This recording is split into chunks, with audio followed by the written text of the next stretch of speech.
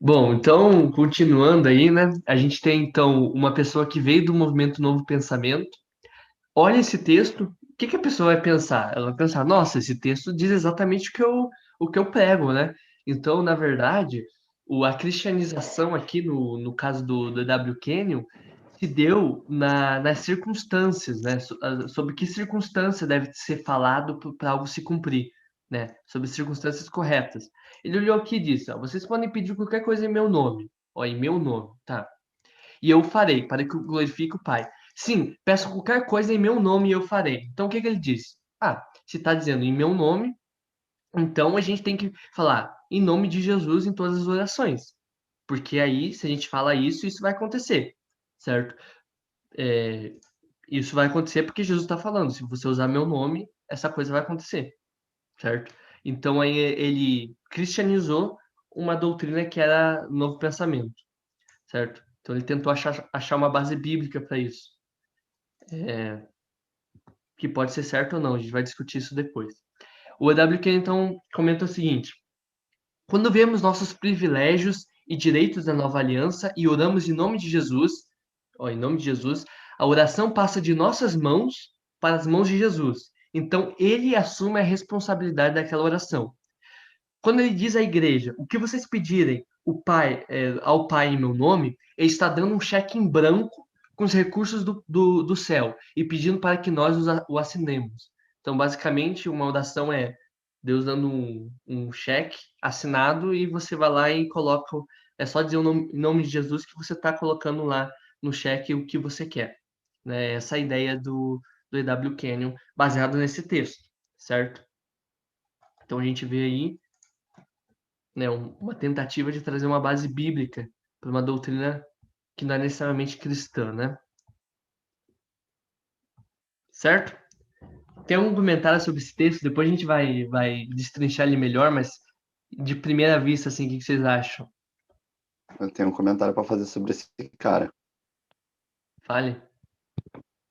E olha que o cara não é nem aliancista, né? Imagina se ele pegasse os negócios do Antigo Testamento e É, misturasse tudo. mas ele pega, só que nessa parte ele não tá pegando, eu recortei essa parte. Mas algum comentário sobre esse texto específico? Não sei se vocês já tiveram dúvidas sobre esse texto. Eu já É que tive.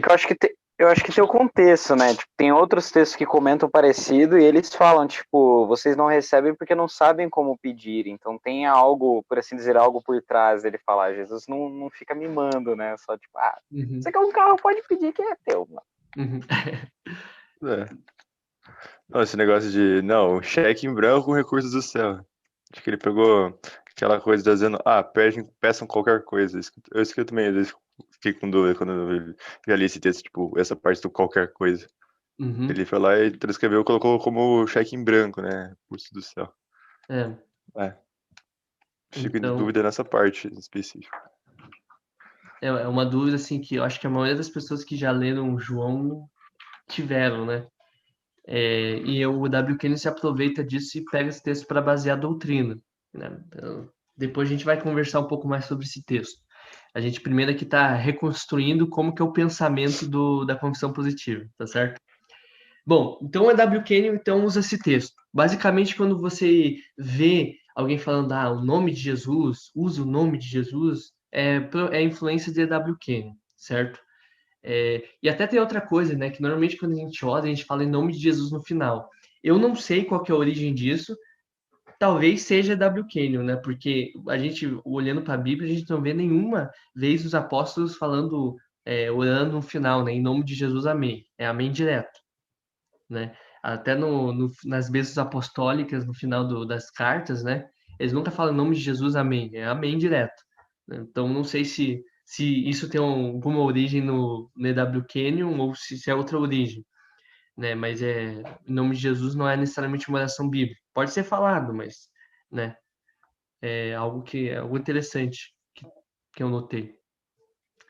Depois, né? A gente tem esse cara aqui que é o Kent Hagen, que ele foi basicamente o discipulador do Kent Copeland, que é da pílula, né?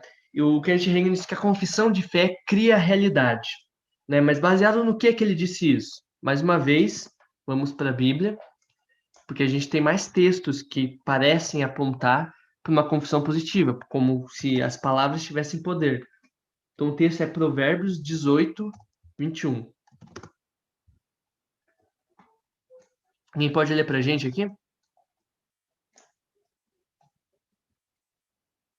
A língua tem poder para trazer morte ou vida. Quem gosta de falar arcará com as consequências. Caraca, as consequências. Eu vou pegar uma outra versão aqui para. Ó, a morte e a vida estão no poder da língua, e aquele que ama comerá do seu fruto, né? Então, o que o texto está falando, segundo Kent Hagin, né, e segundo algumas outras pessoas, diz que a tua confissão de fé, ela tem poder de causar morte ou vida. E isso não entenda como algo assim, mais abstrato, é algo concreto. Eu falo, isso acontece realmente na realidade, entendeu? Não é psicológico, nada assim. Acontece. Então, se eu mentalizar, nossa, eu vou ter uma Ferrari e falar como se já tivesse uma Ferrari, então eu vou ter uma Ferrari, certo? Isso só depende da tua fé, basicamente, e o quanto você fala, quanto você vai reproduzindo aquilo. Então, o texto de João 14 e Provérbios 18, 21, né, que a morte e a vida estão no poder da língua, são textos muito, muito usados nesse movimento. Muito usados, de verdade. Então, depois disso, na verdade, vamos para Romanos 10, 14. É um texto muito conhecido, mas que é usado de maneira um pouco diferente pelos caras da confissão positiva. Provavelmente um monte de gente já ouviu esse texto. Não, na verdade não é esse, não. Tá em Romanos 10, mas não é esse.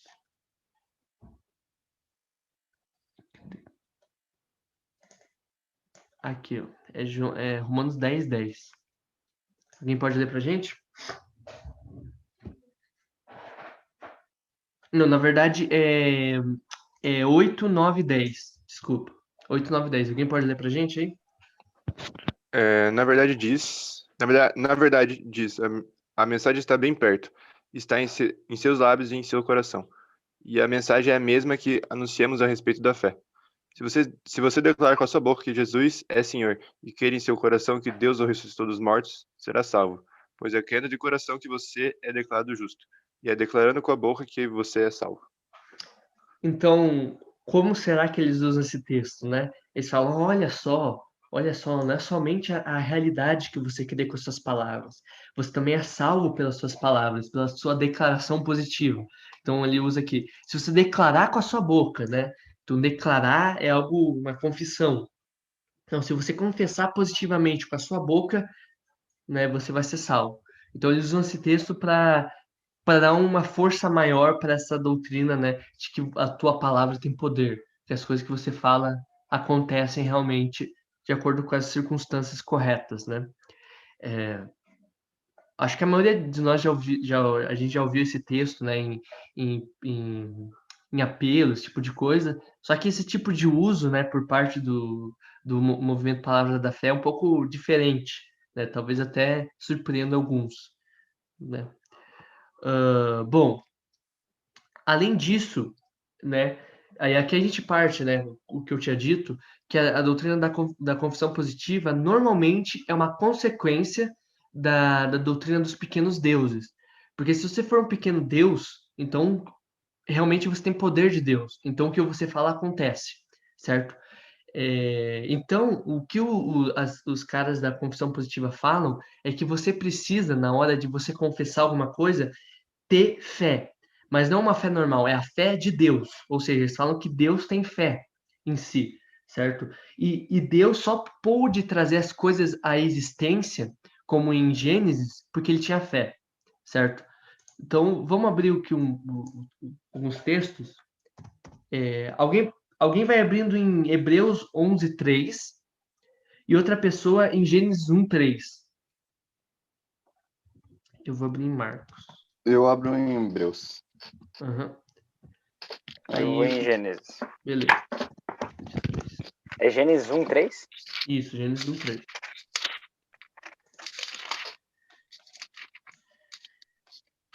Beleza. Alguém pode ler esse texto aqui, que não seja o Nicolas e o Pedro, já que eles já abriram ali um deles. Marcos? Qual que eu sei, Marcos?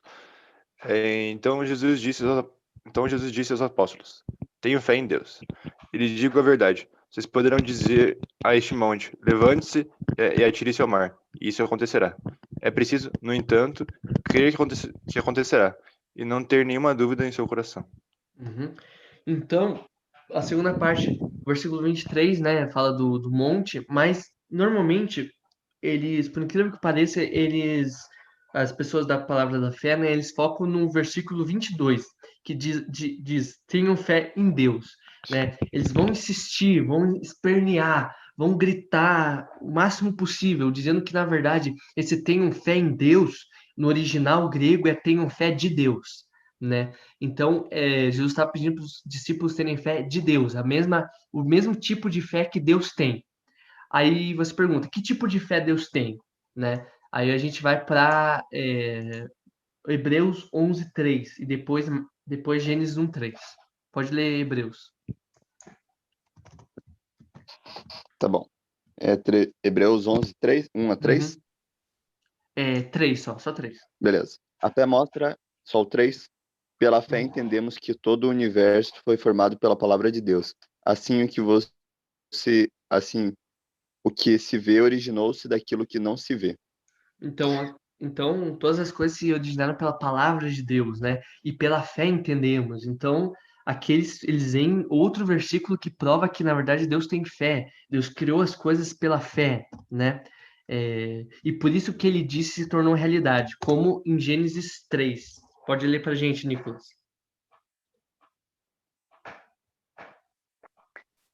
Então Deus disse, haja luz e houve luz. E houve luz, né? Então ele fala assim como Deus falou e aconteceu, né? As coisas só aconteceram porque Deus confessou positivamente e porque ele teve fé. Por isso que Jesus diz: tenham a mesma fé de Deus e falem, né? Então você tem que fazer a mesma coisa, basicamente, né? Então você tem o mesmo poder de Deus nas suas mãos. Você só não usa porque você não quer. Eu vou mostrar aqui um vídeo para vocês verem mais ou menos como que eles colocam aqui. Esse é o Kent Reagan falando, uma voz muito chata, tá? Me desculpe, mas é só para vocês verem como que é. Aí, como não tinha imagem, eu botei uns vídeos por trás, tomara que não atrapalhe. Now I want you to focus, us to focus our attention on this statement in that 22nd verse. Have faith in God. Or, as the margin of the scripture reads, have the faith of God. Or, as Greek scholars tell us, a more literal translation is that Jesus said, have the God kind of faith. The God kind of faith is the kind of faith that believes in his heart, and then he says with his mouth what he believes in his heart, and it comes to pass. Now that's the same kind of faith that spoke this world into existence. In the book of Hebrews, the Bible tells us in the 11th chapter that by faith, the 3rd verse, by faith we understand that God created the worlds in the beginning. How did God do it? God believed that what he said would come to pass. He said, let there be an earth. Esse aqui é o Kent Copeland, tá? Esse hino aqui. And there was. Amen. He spoke into existence the heavens and the earth. He spoke into existence the trees. He spoke into existence the vegetable kingdom. He just said it, and it was.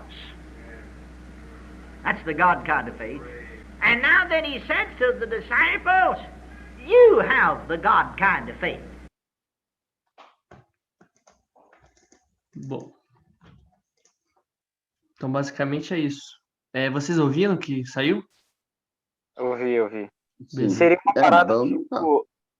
Seria uma parada tipo, Deus, não é como se ele tivesse o poder para fazer, é porque ele tem fé e daí acontece. Isso, exatamente. É como se tivesse uma esfera superior a Deus, que Deus tem que Deus é a pessoa perfeita que consegue manipular essa esfera superior, né? E então por isso Deus tem poder, o poder que ele tem, porque ele consegue manipular a fé. Basicamente isso. Meu, né? Que se Ou você for seja, eles são quase espíritas. Um espírita é menos herege do que eles. isso, e assim, se você for ver os estudos, agora eu vou viajar, tá? Mas vai fazer sentido. Se você for estudar, por exemplo, os estudiosos que falam sobre o paganismo, lá no tempo do Antigo Testamento, por exemplo, Kaufmann, né, que ele fala como que ele separa a religião israelita, né, do Antigo Testamento da religião pagã. Ele diz que na religião pagã você tinha algo chamado uma esfera meta-espiritual, que era o quê? Se você for ver todos os deuses, né, do panteão dos outros povos, eles sempre tinham uma esfera superior. Então, por exemplo, os seres humanos conseguiriam manipular os deuses se eles manipulassem essa esfera superior aos deuses.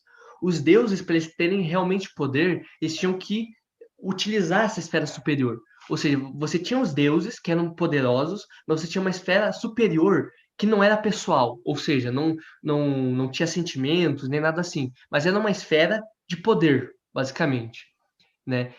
Pessoal é algo que tem relação, que você consegue conversar, que tem pensamentos próprios. É como se fosse algo apessoal, uma energia superior que os deuses que dominavam o poder de dominar essa energia.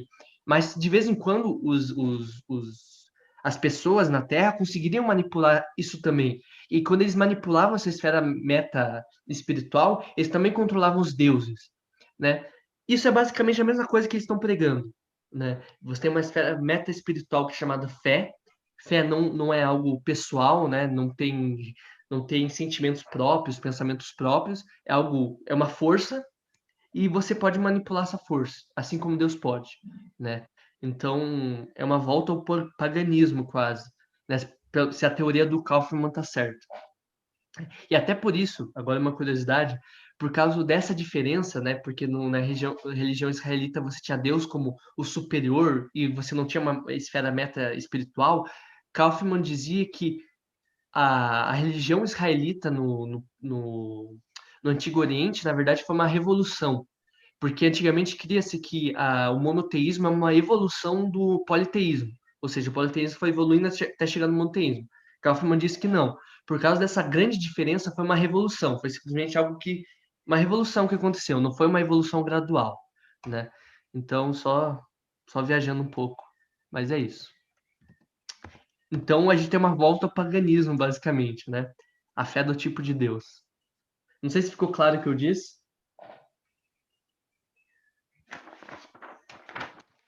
Ficou assim. Ficou. Uhum. Bom, então agora eu vou mostrar para vocês como que essa doutrina ela se manifesta na prática, e não só como ela se manifesta na prática, mas algumas alterações que ocorrem nessa doutrina, né, nessa heresia, na verdade, e depois a gente vai analisar um pouco os textos que eles usam para basear o que eles pregam, certo? Tá, beleza. Eu vou trazer então aqui, talvez seja uma surpresa para vocês, para mim também foi quando eu descobri, que Bill Johnson, né, que é o pastor titular da Bethel Church, ele prega a confissão positiva. E isso eu digo não porque eu li um trecho, porque eu li o livro dele, né, Quando o Céu Invade a Terra. Eu também li outros livros, né, por exemplo, esse aqui, que não é dele, mas é do pastor auxiliar dele, que é o Chris Vallotton, né, desenvolvendo um estilo de vida sobrenatural. E aí o Bill Johnson prega esse tipo de doutrina. Mas eu não vou ficar só no meu falatório, eu vou mostrar para vocês como que é. E percebam a similaridade do pensamento dele com as citações e os vídeos que a gente viu até agora. Percebam a similaridade. Embora ele use palavras mais polidas, mais bonitas, veja que o conteúdo por trás é quase o mesmo. Os textos que ele usa também é igualzinho, é a mesma coisa, não muda nada. Por quê? The picture Estão ouvindo?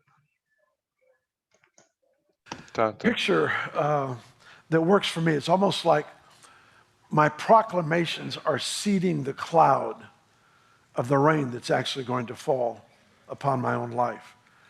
It's the bold proclamation, it's the bold confession.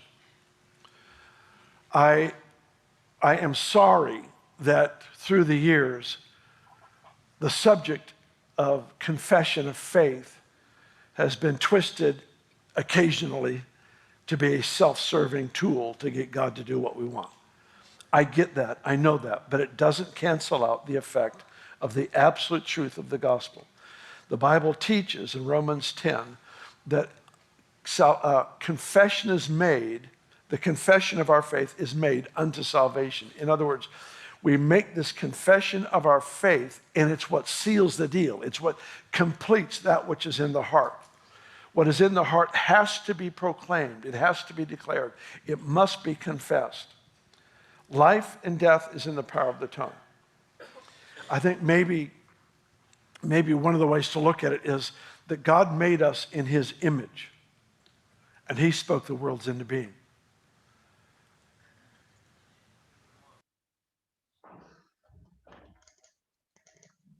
Esse é o primeiro vídeo, então.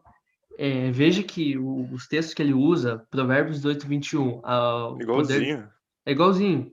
E aí você pode perguntar, não, mas você vê que ali no meio ele disse, me desculpa, mas teve algumas pessoas que usaram isso para arma de autorrealização, né? Você pode pensar, não, ele deve estar falando que ele é contra o que o Kenneth Copeland prega, por exemplo, que o Kenneth Copeland prega exatamente isso. Será? A gente vai ver mais para frente que não é bem assim. Mas vamos fingir que é.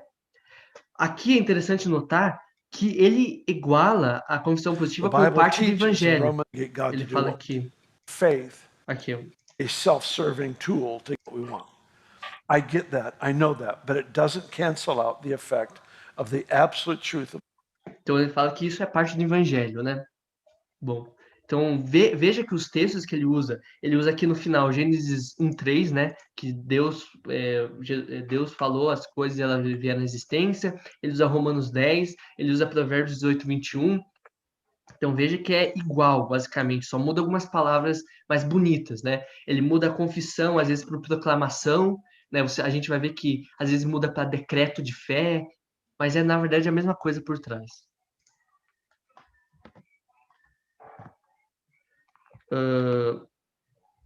Outra coisa, Bethel Church, né? E aqui eu botei a figura desse cara, que é o Steve Buckland. Ele é o cara da confissão positiva da Bethel. Se você jogar na internet, na verdade eu vou jogar agora. Aqui. Ele tem um ministério baseado somente em confissão, literalmente. Confissão positiva. Declaration. Aqui. É basicamente, não tá funcionando, ele tirou do ar. Que estranho. Deixa eu ver aqui.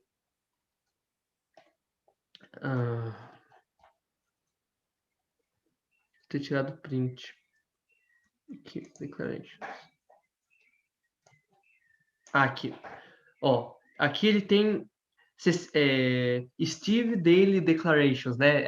As declarações diárias do Steve. Ou seja, ele tem um ministério baseado literalmente em diariamente te dar declarações para você falar sobre a sua vida. Basicamente isso. Então, veja aqui a similaridade entre o ensino dele com dos outros, né?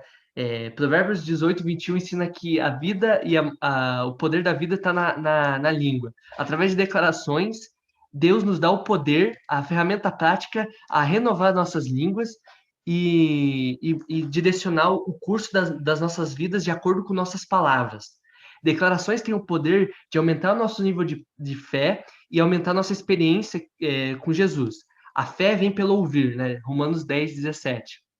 Nós não vamos dizer alguma coisa, nós não vamos ter alguma coisa porque a gente disse isso, mas dizer alguma coisa é necessário para ter essa coisa. Ou seja, o que ele está falando basicamente, a gente não fala e isso acontece. Então, essa é uma pequena modificação na confissão positiva. Mas para a gente ter algo, a gente precisa confessar. Ou seja, se Deus tem uma promessa pra gente, a gente precisa confessar essa promessa para ela se cumprir. E olha só que ele continua falando. O pior é o final é ruim. Nós acreditamos que nada acontece no reino de Deus, a não ser que uma declaração seja feita. Ou seja, as coisas só acontecem na igreja, no reino de Deus, porque tem uma declaração sendo feita. Então, as promessas de Deus só funcionam, você só dá o start nessa promessa se você confessa essa promessa. E é exatamente isso que esse vídeo da Hillsong Church, né, fala. Aqui. Caraca, então o povo de Israel não recebeu as promessas de Deus porque eles não declaravam? Genial, exatamente. Não sei se eles vão falar isso, mas faz sentido o que você disse. Cara, dá pra fundar uma seita legal com essas ideias. Pô, mas eles já são uma seita, não precisa, já tem. Ó, vamos lá. Então essa aqui é uma pregação da Hillsong Church, tá? Vejam o que ela vai falar. E vejam que, assim, os versículos que eles usam são os mesmos, né? Não muda nada. Muda, assim, só o floreamento. When you learn to declare God's word, you learn to activate God's promises. Você ativa as promessas de Deus. You won't activate the promises of God until you begin to declare and decree the promises of God. Scripture says all the promises of God are, guess what? Yes and amen in Christ Jesus. So the word of God is full of the promise of God, but not every Christian steps up and into laying a hold of the promises of God. Or somewhere have you lowered your expectations? Have you stopped declaring and decreeing the truth of the word of God? What are you speaking over your life, over your finances, over your health, over your family, over your relationships? What are you speaking? Because nothing existed until God spoke it, and God said, and God said, and God said in Genesis chapter 1. And what he said, it became. Our words, let me give you a New Testament in the book of James. The Bible says that there's power of life and death in our tongue, and let me say in 2018, in our thumbs too. Our Facebook and our Twitter and our Instagram, Snapchat, life and death. Life and death. Esse foi, de longe, o vídeo mais difícil de legendar, porque ela fala muito rápido. Mas tirando Nossa, isso... verdade, ela fala muito rápido. Muito rápido. Então, veja que, assim, no fundo não muda nada, né? No fundo não muda nada. É só o floreamento que muda, né? E o nome da igreja. E talvez o nome, né? Em vez de confessar, é declarar ou decretar, né? Decretar, ou eu Agora tomo posse. aquele vídeo daquele cara que tava falando do Betel, agora faz mais sentido.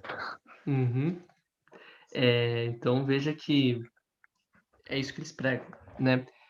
Isso, na verdade, antes, né? Eu via pessoas falando, Hillsong, a Betel. Eu não via tanto problema. Mas depois que eu comecei a ler e a estudar o que eles pregam, né? Isso foi uma das coisas que veio à tona. Uma das coisas. Depois a gente vai ver um pouco mais. Tá certo? Deixa eu ver. Outra coisa. Outra coisa que tá nesse livro aqui, ó. Que é do pastor auxiliar da Betel, Chris Vallotton, né? Ele criou a escola de administração profética da Betel. Veja o que ele diz. Vocês lembram a história de... Tem uma parte de Eliseu, da história de Eliseu, Segunda Reis, que ele tá caminhando e aí uns jovens começam a tirar sarro que ele é careca, e aí ele fala para uma ursa vir comer aqueles jovens, e os jovens morrem. Não sei se vocês conhecem essa história. Vocês lembram? Sim. Sim. Então, baseado nessa história, né, na ortodoxia, o que vão falar é que, na verdade, aquilo aconteceu, né, mas foi Deus que autorizou esse tipo de coisa, né? Foi Deus que autorizou para isso acontecer. Só que Chris Vallotton vai na contramão, ele fala o seguinte: muitos perguntariam, mas se Deus ama essas pessoas, por que ele as destruiu? A resposta é que ele não fez isso. Permita-me explicar o que estou querendo dizer. Agora se enrola de verdade. A morte e a vida dependem da língua. Provérbios 18, 21, mais uma vez. Quanto mais autoridade você leva em Cristo, tanto maior será o impacto das suas palavras. A confusão está no fato de que algumas pessoas creem que se você puder provocar algo por meio da sua declaração profética, ou seja, eles estão igualando confissão com declaração profética, se você, ou seja, algumas pessoas creem que se você puder provocar algo por meio da sua declaração profética, então Deus foi iniciador dessa declaração. Mas não, essas pessoas estão enganadas. Você acredita mesmo que era vontade de Deus estraçalhar 42 jovens somente porque eles caçaram de profeta? Eu duvido disso. Eliseu utilizou seu poder para punir seus jovens, que fizeram gozação com ele. Não porque essa fosse a vontade de Deus, mas porque essa foi a vontade do profeta. O profeta falou e aquilo aconteceu. Tá dizendo ali o poder dele, né? Não coloca totalmente a culpa em Eliseu, né? Fala que o poder é dele e que caçoar dele não é problema. Sim, exatamente. E aí o poder veio dele, então foi porque ele disse, né? Bom, não sei se vocês acham essa afirmação que ele fez absurda, mas eu acho, né? Simplesmente não tem base nenhuma no texto disso e não faz É sentido que, algo acontecer porque Deus não quer. não, eu acho estranho até o exemplo, porque teve outras situações que, tipo, você acredita mesmo que era vontade de Deus transformar 42 jovens somente porque eles caçoaram de um profeta? Tem outras situações que, tipo, Deus manda que aqueles que fizeram errado sejam mortos, né? Tipo, Exatamente. aquela lá dos dois que iam Não, entregar o discípulo pros apóstolos, daí não lembro o nome dos Atos dois, né? 5. Isso. Analise Safira. Daí Isso. Daí chegou os dois, né? Falaram tudo aquilo e os dois foram mortos. Exato. Acabaram morrendo. E assim, você pode estar pensando, né, algumas Bíblias falam que eram jovens, mas na verdade, jovens, naquele tempo, é tipo gente de 30, 40 anos. Isso era jovem, tá? Não era jovem tipo a gente. É jovem, pessoa velha mesmo. E, e você caçoar de um profeta é a mesma coisa que você caçoar de Deus. E as pessoas sabiam muito bem que Eliseu ele era discípulo de Elias e o poder que estava em Elias, né? Deus concedeu a Eliseu também, né? Dobrado. Se você for ver antes de Elias ser levado aos céus, ele fala que o poder seria dobrado, né? Então você vê que não faz sentido nenhum, e faz sentido estraçalhar esses 42 jovens, porque eles estavam caçando de um profeta, estavam caçando então diretamente de Deus, porque a boca de Deus naquele tempo eram os profetas, certo? Então eles estavam caçando de Deus literalmente. Eles sabiam que estavam fazendo isso, eles não eram jovenzinhos inocentes, eles eram pessoas de 30, 40 anos. Então não é assim tão. Quem tava fazendo a confissão era eles mesmo. Eles É, estavam mandando uma confissão ali. não deu certo pelo jeito. Não faltou fé. Bom, então esse tipo de coisa também é afirmado. Eu acho que eu vou deixar esse aqui para depois. Tem outra coisa. Agora na Hilson, algo chamado decreto de fé, que eu acho engraçado. Eles todo ano, o Brian Houston, né, Houston, que é o pastor líder da Hilson, ele cria decreto de fé. Só o nome já arrepia, né? Decreto de fé. Ou seja, você vai decretar com a tua fé.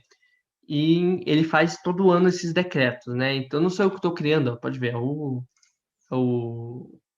Facebook da Hilson, né? Sou eu que estou criando. Então, por exemplo, esse decreto de fé. Eu sou filho de Deus, feito na sua imagem e comandado para a sua causa, né? Em 2019, essa daqui é a confissão, o decreto de 2019. Em 2019, eu quero que a natureza, né, vazia de Cristo, daquele negócio de Cristo se esvaziar de si mesmo, preencha a minha vida e seja o meu guia. Eu reconheço a extravagante generosidade de Deus para mim e eu desejo refletir essa generosidade em tudo que eu faço. Ok. 2019 vai ser o ano de mudança, né? De estouro, vamos dizer assim. Favores e bênçãos. Quando eu coloco minha vida em extravagante generosidade. Eu vou ser generoso para Deus, para a minha igreja e para as pessoas que eu amo, e de acordo com aqueles que precisam da minha generosidade. Eu acredito que a revolução financeira está no ar, né? Então, tudo isso no final para dizer que a revolução financeira está no ar. Não teve desse ano? Teve. Ah. Teve aqui, ó. Cadê? Aqui, ó. Esse é no próprio do Brown House. Eu sou... Esse aqui é o de 2020, vocês podem procurar, mas é basicamente para mostrar que tanto Kilson quanto Betel pregam a mesma coisa, certo? É basicamente a mesma coisa. Eu vou deixar para a gente analisar o texto um pouco mais para frente, mas eu quero que a gente perceba uma coisa, né? Quando por exemplo, o Bill Johnson falou lá, né, que algumas pessoas no passado usaram isso para o seu próprio bem, né? Parece que ele está criticando o Kenneth Copeland, o Kenneth Hagin, que foram pessoas que claramente faziam isso e diziam para as pessoas fazer isso. Só que eu te pergunto, se você discorda tanto de uma pessoa assim, por que você vai pregar no ministério dessa pessoa? Por que você vai lá, você é convidado por essa pessoa e você vai lá no ministério dessa pessoa e prega lá? E não só uma vez, uma conferência promovida por essa pessoa. Então, por exemplo, aqui a gente tem o Bill Johnson, do ministério do Kenneth Copeland. Well, hello, good morning, Texas. Está na internet, eu não preciso nem ir muito longe. Então, as coisas começam a ficar estranhas, porque ele parece estar criticando o Kenneth Copeland, mas na verdade parece que não está, né? Se ele é tão amigo assim ao ponto de uma conferência na igreja dele. E as coisas começam a fazer mais sentido também, porque os textos que ele usa é muito parecido com os textos que o Kenneth Copeland usa. Então a gente começa a fazer algumas junções aqui, né? Entre os fatos. Falta menos de um minuto. Vamos para a nossa última chamada? Pode ser? A gente analisa os textos. Beleza. Suci.